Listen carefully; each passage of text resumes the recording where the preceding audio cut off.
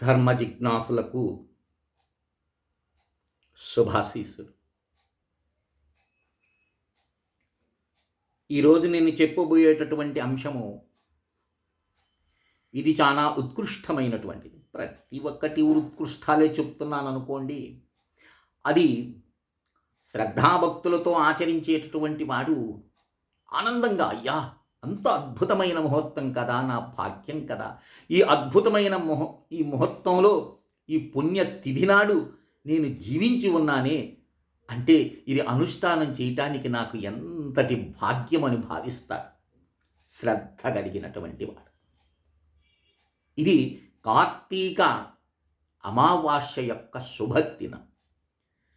ఈ కార్తీక అమావాస్యని ఏదేదో దీపాలు వదలటము, పోలీసు వర్గానికి వెళ్ళిందనో ఉట్టి కొట్టిందనో ఏదో చెప్తుంటారు. అవన్నీ నేను ఆ విషయాన్ని ఇక్కడ నేను ప్రస్తావన చేయటం.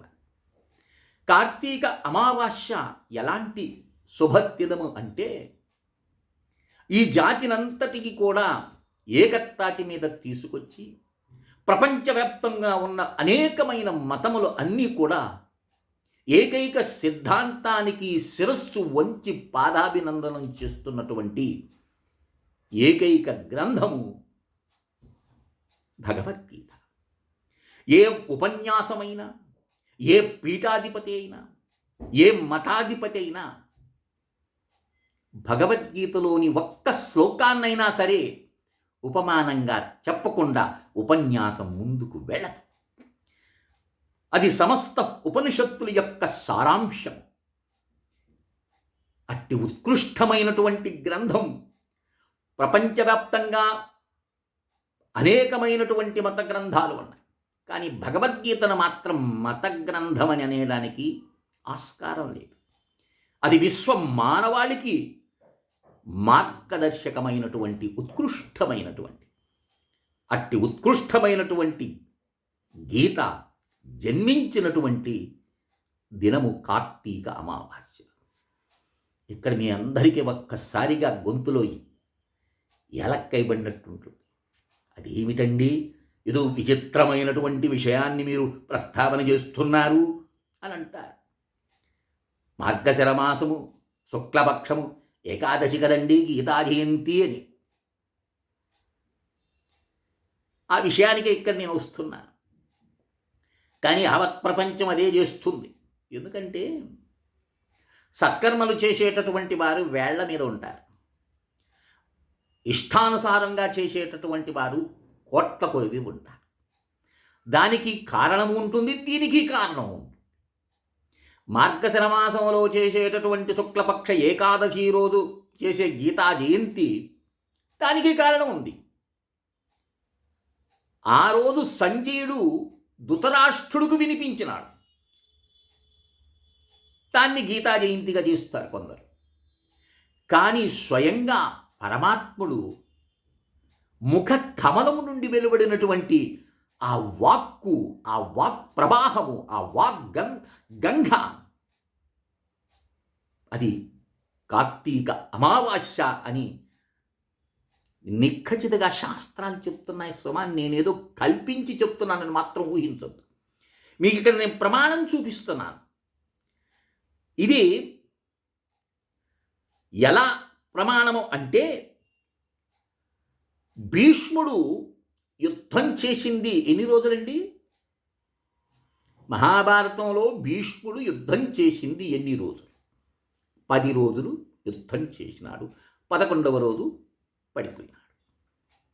ఇక్కడ అంపశయ్య మీద కేవలము అంటే అంపశయ్య మీద పరుండు పెట్టినాడు. 58 రోజులు అంపశయ్య మీద శయనించినాడు భీష్మ పితామహుడు. అప్పటికి 10 రోజులు యుద్ధము, అంపశయ్య మీద ఉన్నటువంటి 58 రోజులు రెండు కలుపుకుంటే ఎంతవుతుంది? 68 రోజులు అవుతుంది. మాఘమాసము శుద్ధ అష్టమి భీష్మ నిర్యాణం. భీష్ముడు నారాయణులో కలిసిపోయినాడు. అది మాఘమాసము శుద్ధ అష్టమి నాడు గతించిపోయినాడు. ఇప్పుడు లెక్క వేసుకోండి, 68 రోజులు అంటే అంపశయ్య మీద పడున్నటువంటి 58 రోజులు, అలాగే యుద్ధం చేసిన 10 రోజులు, మొత్తం కలుపుకుంటే 2 మాసాల 8 రోజులు నువ్వు వెనక్కి వచ్చినట్టయితే భారత యుద్ధము జరిగింది కురుక్షేత్రములో కార్తీక అమావాస్య అని నిర్ధారణ జరుగుతుంది. మీకు ఏదైనా సందేహం ఉంటే సంస్కృత మహాభారతాన్ని ఒక్కసారి తిరగవేసి చూడండి. మీరు భీష్మ పర్వాన్ని ఎప్పుడు జరిగిందని, సంధికి వచ్చిన తర్వాత సంధిలో కృష్ణ పరమాత్మ కర్ణుడితో అన్న మాటలు ఏమిటి అని గ్రహిస్తే గీతా జయంతి అనేది ఎప్పుడు వస్తుందనేది మీకు అర్థమవుతుంది కదా. ప్రమాణం లేకుండా మండే లక్ష్మీ నరసింహారావు ఏ విషయాన్ని కూడా ప్రస్తావన చెయ్యడు. ఇది మహాత్ములు చాలామంది గ్రహించిన విషయం ఇది. కానీ లోకమంతా ఒక తీరు. యుద్ధంలో చూచినటువంటి కురుక్షేత్ర రణరంగంలో సంజయుడు చూచినటువంటి విషయాన్ని భీష్ముడు పడిపోయిన వెంటనే అయోధ్యకు వచ్చి ధృతరాష్ట్రుడికి వర్ణించి చెప్పాడు. అది మార్గశిర శుద్ధ ఏకాదశి నాడు గీతతో ప్రారంభం చేసినాడు కనుక అది ఒక ప్రమాణంగా వారు తీసుకొని చెప్తారు. అంటే మనకు గీత వినిపించింది ఆ రోజే కదండి, అంతకుముందు గీత జరిగిందో లేదో మనకు తెలియదు కదండి అనేటటువంటి వారు మరికొందరు. కానీ కృష్ణ పరమాత్మ యొక్క ముఖ కమలం నుండి ఆవిర్భవించింది మాత్రం కార్తీక అమావాస్య నాడు భగవద్గీత జయంతి చేసుకోవటము శాస్త్రసమ్మతమైనటువంటి విషయం. ఇది ఆవిర్భవించిన రోజు చేసుకుంటా. మీ పిల్లవాడు పుట్టాడండి, మీరెక్కడో ఉన్నారు, మీకు పుట్టిన విషయాన్ని చెప్పడానికి వాడు విశ్వప్రయత్నం చేసినారు, మీరు కలవలేకపోయినారు. ఓ 4 రోజుల తర్వాతనో 5 రోజుల తర్వాతనో మీకు కాంటాక్ట్ కుదిరింది. అప్పుడు చెప్పారు మీకు కుమారుడు పుట్టినాడండి అని. మీరు వాడి జయంతి ఎప్పుడు నువ్వు విన్న రోజు చేసుకుంటావా, వాడు పుట్టినరోజు చేసుకుంటావా? పుట్టిన తిథే కదా నువ్వు చేసుకునేది, అంతే కదా. నేను ఆ రోజు విన్నానండి అందుకని నేను జన్మదినాన్ని ఆ రోజే చేసుకుంటానని అనలేము కదా. అంటావా? అనలే. ఇది కూడా అట్టిదే. ఇక నువ్వేం చేయాలి? అమావాస్య రోజు చక్కగా వ్యాస పీఠం మీద భగవద్గీత పుస్తకాన్ని ఉంచి స్నానం చేసుకొని నువ్వు శుభ్రమైన వస్త్రాలు ధరించి గీతా పుస్తకాన్ని వ్యాసపీఠం మీద ఉంచి అక్షంతులు తీసుకొని పుష్పాన్ని గ్రహించి ప్రాణప్రతిష్ఠాత్మకమైనటువంటి మంత్రాన్ని పఠించి దాన్ని ఆ భగవద్గీత మీద చల్లుతారు ప్రాణప్రతిష్ఠ చేసినట్టు.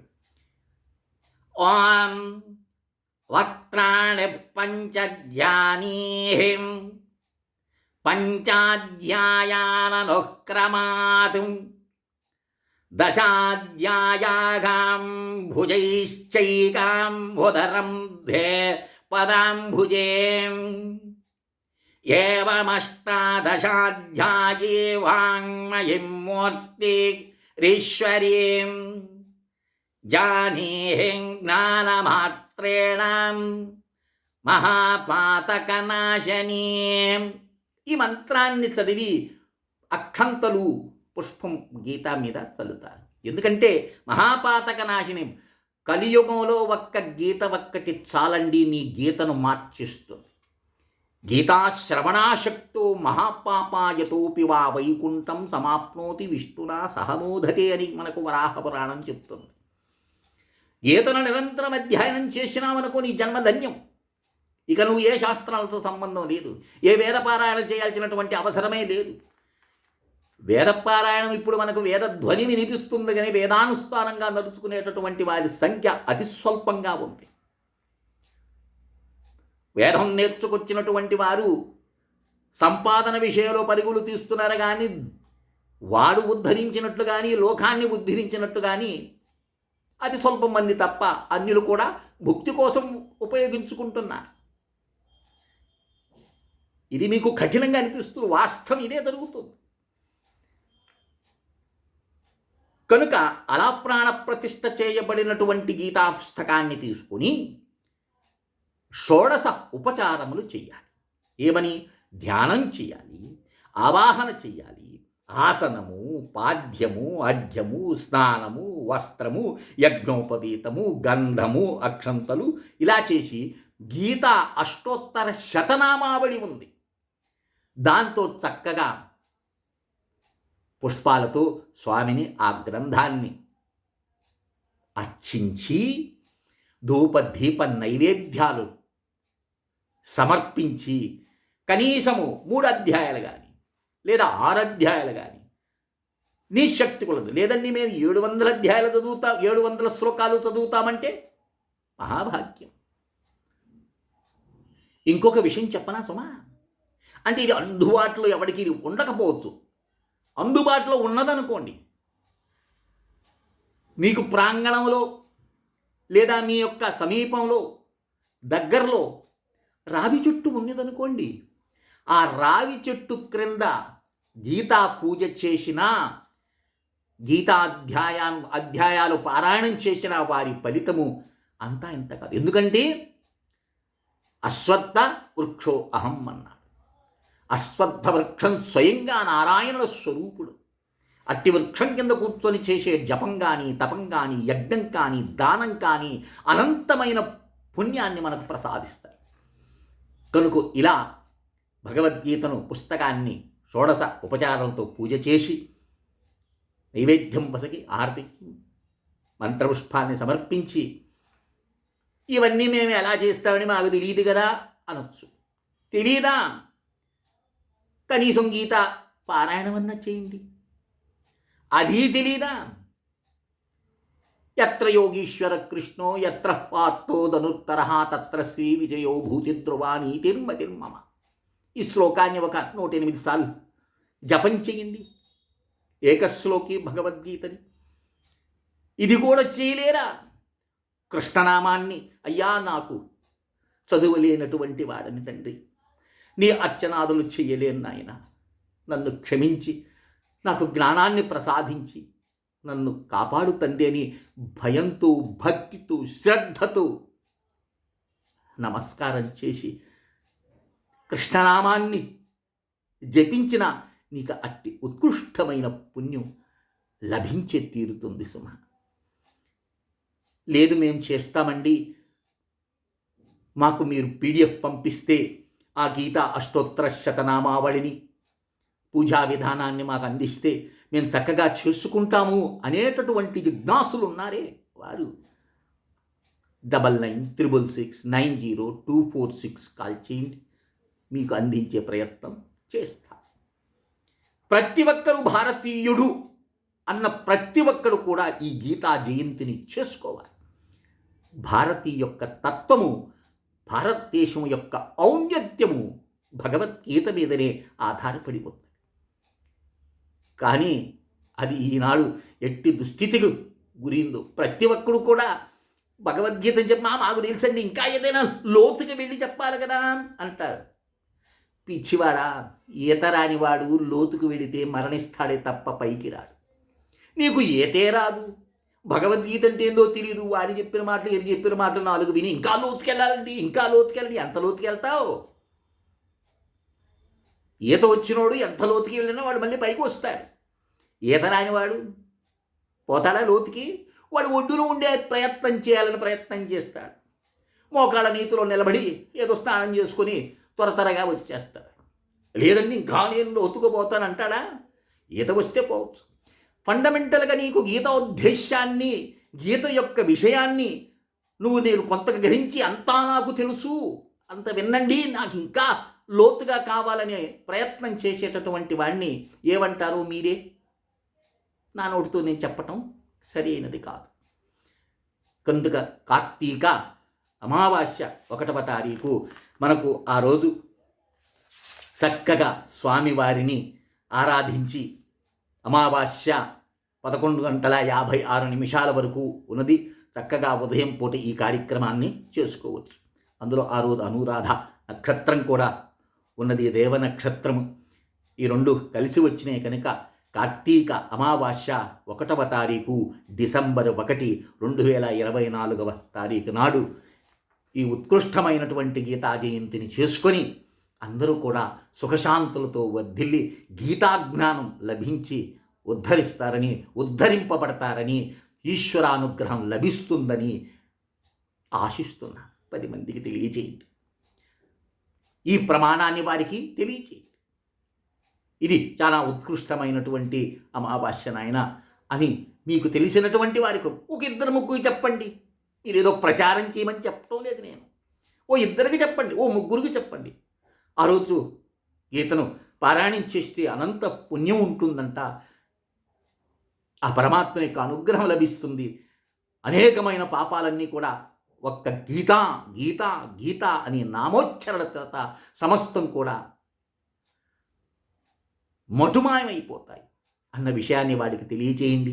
వాడి చేత అనుష్ఠానం చేయండి. లేదు ఓ 10 మంది మీరందరూ కలుసుకుంటారా, సామూహికంగా కూర్చొని స్వామిని ఆరాధించండి, గీతాపారాయణం చేయండి, చేపించండి.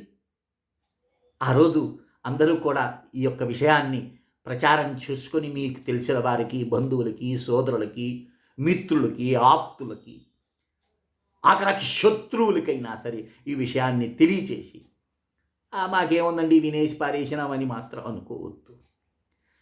మాకు ఏం లాభం ఉందండి, మేము ఎందుకు చెప్తున్నాము? 10 మంది ఆనందంగా పరమాత్మ సేవ చేసుకొని ఉద్ధరిస్తారనే ఆశే కదండి. మాకేమైనా మీ నుండి ఏమైనా నేను కోట్లు ఆశిస్తున్నానా, లక్షలు ఆశిస్తున్నానా అండి? ధర్మ ప్రచారమే కదా చేస్తున్నా. పని లేదు, యూట్యూబ్ మాధ్యమంగా ఏదో కోట్లు లక్షలు సంపాదిస్తున్నాను అనుకుంటున్నారా? అది కాదు కదా. కొట్టి చూస్తే తెలుస్తుంది నాకు ఎంతమంది వ్యూస్ ఉన్నారు, ఎంతమంది సబ్స్క్రైబ్స్ ఉన్నారు, ఒక ప్రోగ్రాన్ని ఎంతమంది చూస్తున్నారని. అతి స్వల్ప మంది. ఈ స్వల్ప మందిలోనే నేను కోటీశ్వరుని అయిపోతానా అండి?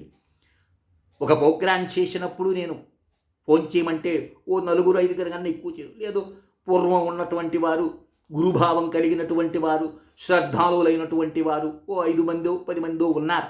వారు చేస్తారు. వారికి నేను అందిస్తూ ఉంటాను. ఈ విషయాన్ని గుర్తుంచుకుని ఇదేదో నా స్వలాభం కోసంగా నేను చెప్తున్నానని మాత్రం మీరు ఊహించకండి. కనుక అందరూ శ్రద్ధాభక్తులతో గీతా జయంతిని చేసుకొని ఆనందంతో వర్ధిల్లుతారని ఆశిస్తూ శ్రీ విద్యోపాసకులు శ్రీ మండే లక్ష్మీ నరసింహారావు లోకా సమస్తా సుఖినో భవంతు. ఓం తత్సత్, ఓం తత్సత్, ఓం తత్సత్.